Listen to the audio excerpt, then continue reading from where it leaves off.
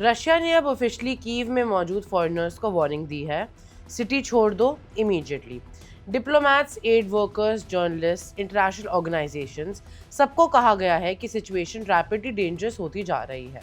और इसी के साथ एक और शॉकिंग क्लेम सामने आया है। मॉस्को कह रहा है कि यूक्रेन की कैपिटल कीव पर सिस्टमैटिक स्ट्राइक्स की तैयारी हो रही है। रशियन डिफेंस मिनिस्ट्री का लेटेस्ट स्टेटमेंट अनयूजुअली एग्रेसिव था। सिर्फ वार्निंग नहीं, डायरेक्ट टारगेट्स अनाउंस किए गए। रशिया के मुताबिक फ्यूचर अटैक्स उन फैसिलिटीज़ को हिट करेंगे जहां यूक्रेन अलेजिडली ड्रोन्स को डिज़ाइन, मैन्युफैक्चर और लॉन्च करता है। और सबसे डेंजरस लाइन क्या थी? रशिया ने खुद कहा है कि ये टारगेट्स पूरे कीव में स्कैटर्ड हैं, मतलब पूरी कैपिटल सिटी अब पोटेंशियली स्ट्राइक जोन बन चुकी है।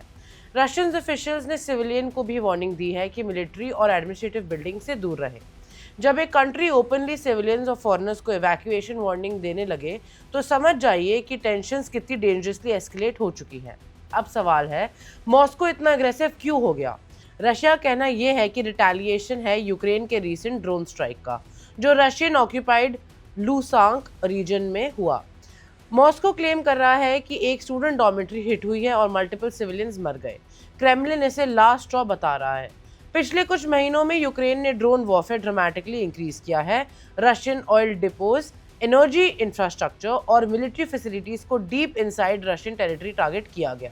मॉस्को इन अटैक्स को टेररिज्म कह रहा है और अब लग रहा है कि पुतिन इसका जवाब और भी ज्यादा पावरफुल तरीके से देने वाले हैं।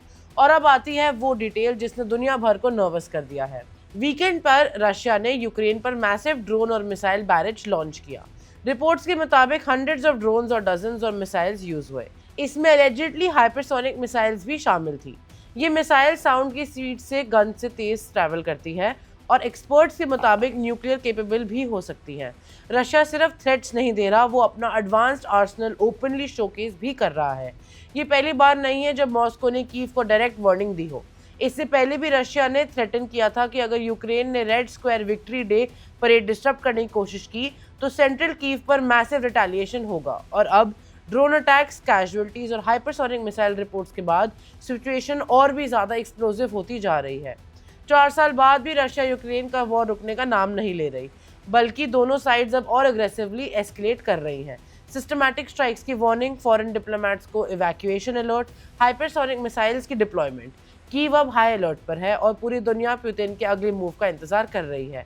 मैं हूं रिताना मित्तल और आप देख रहे हैं one India Hindi. Subscribe to One India and never miss an update.